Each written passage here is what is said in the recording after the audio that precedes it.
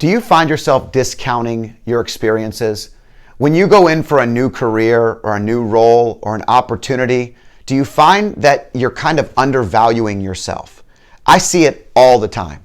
I can tell you, living in Hampton Roads, we meet with military individuals all the time who have 20, 25 years in the military as leaders, as unbelievable, successful people that have done amazing things. And it's like when they get out, they forget all the unbelievable things they did, and they've got to kind of be like, oh, well, I'm looking to get this, and I'm going to go get my MBA in this because I need to get some business experience. And it's like they have to learn everything all over again. I've never been a fan of that. I've always been a fan of the working mother who took a couple years off to be with her children, doesn't come out and have zero experience during the 11 years she took off to raise her children. She has immense experience. Was she the leader of the PTA? Did she run teams? Was she involved in all the day-to-day activities of her children? Was she running a schedule for the family? I don't know. Husbands are doing these things today too. This isn't a gender role thing. It's just you see it all the time. And they come in and they sit in my office right here and we talk about it. And I see them undervaluing themselves and their experiences all the time. And I love this because I get to build up their unique ability. I get to really focus on the things that make them who they are and their past experiences that they can leverage. It's almost like there's an unboxing, right? You get an Amazon box at home and you open it up and it's filled with 5 things you forgot you ordered. And you open it up and you're like, oh, wow, I got my vitamins. I can't wait to read this book. I really needed this massager. This Theragun's unbelievable. Like whatever it may be, right? You open this box, it's Pandora's box. It just keeps opening.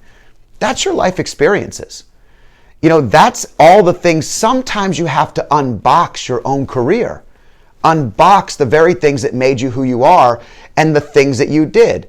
I've had clients that have served 30 years in IT for major companies and they restarted in a reshuffling during the last year or so. I've had clients that were in retail for 30 plus years. Their knowledge is unbelievable and it replicates in so many different markets and so many different models.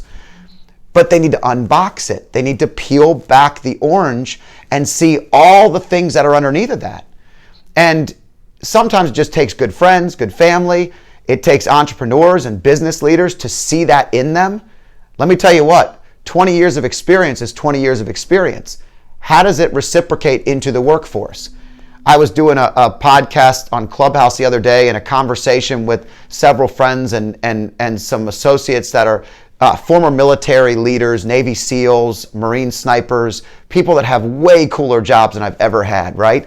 And we're talking about leadership. And we had a young lady that came on who's been a mom for the last 15 years, and she shared a story. And I kind of went through this conversation with her. I was like, hey, look, all these things you've been doing are the very things that are going to make you unique and special. Don't think you have to come out and restart all over again. You got to go back and start from scratch where some entry-level person has started because you haven't been in the workforce for 10 years. That's the opposite. Leverage everything you have like a stairwell. Unbox that stuff and pull out the creativity. Start looking at actual things you did that nobody else has done. What did you deal with over that time? How did you leverage it? How did you manage all these activities and all these things in your family? What other volunteer roles have you been doing? Because I know you've been doing them. I know you've been doing things that are reciprocated in the workforce. And leverage it. Leverage it to own it. Own the experiences. Unbox them. Be creative. These are the things we started talking about. And she was like, I know all this stuff. It's just nice to hear a reminder. And we had a really good conversation as we talked through this. But the military experience, the mom experience, the dad experience, these are all things that replicate into the world. They're the very things that I need. It's peripheral, right? It's not just laser or linear. This is a really key thing. I love linear people.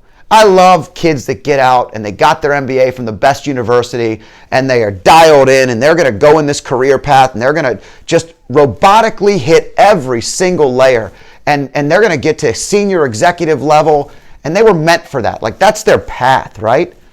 Peripheral is really nice too. I love peripheral leaders. I love leaders that started there, then took some different career choices, that gained experience in levels and markets that they never had before, that they leverage and utilize today to deal with clients in a different capacity. I love it. I love someone that's waited tables. I love someone that's had experiences in blue-collar jobs. Like, are you kidding me?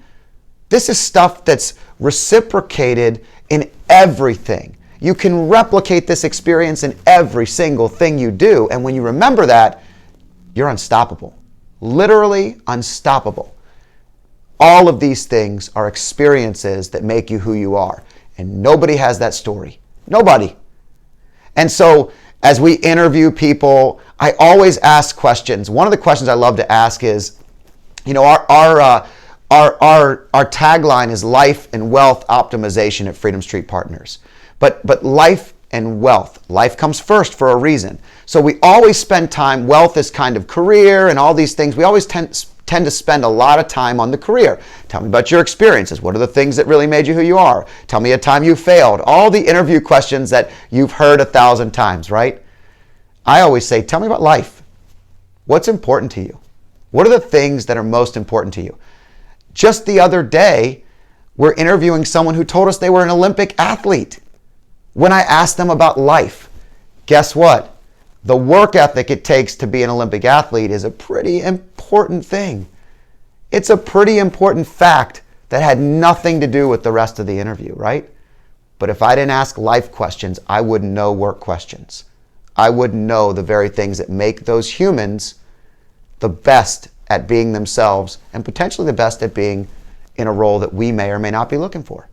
So when you're talking about these things, a couple of lessons to just remember. Number one, past experiences are great value adds to the future. Unbox it like the Amazon box you forgot. The Pandora's box of great things that you've had. Be creative. Find all the things you've done and own them.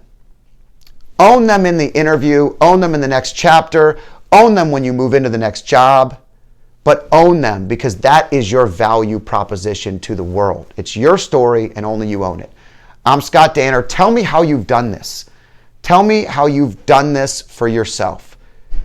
Or maybe you haven't. Have you struggled with this? I'd love to learn a little bit more. Thanks for joining me.